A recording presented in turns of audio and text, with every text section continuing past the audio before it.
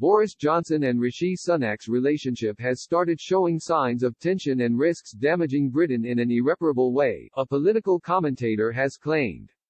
Prime Minister Boris Johnson has vowed to defeat coronavirus and build a better country over the next decade in his leader's speech to the virtual Conservative Party conference.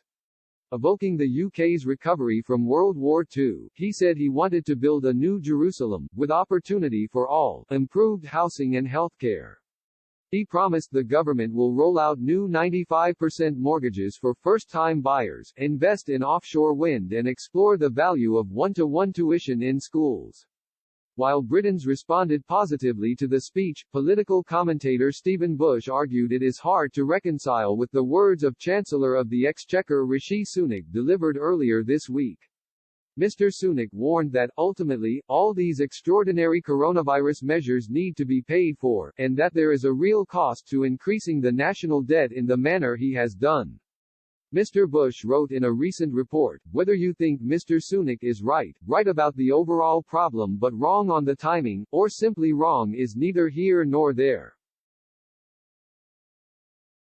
What matters is that the Chancellor of the Exchequer does believe that these measures need to be paid for and that this has real implications for the government's agenda.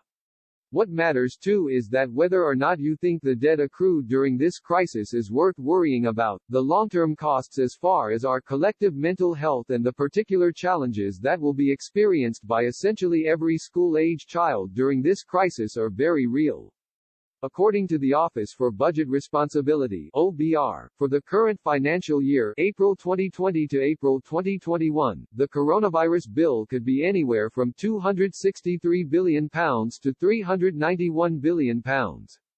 Before the crisis, the government was expecting to borrow about £55 billion for the whole financial year, but it borrowed £128 billion in the first 3 months alone.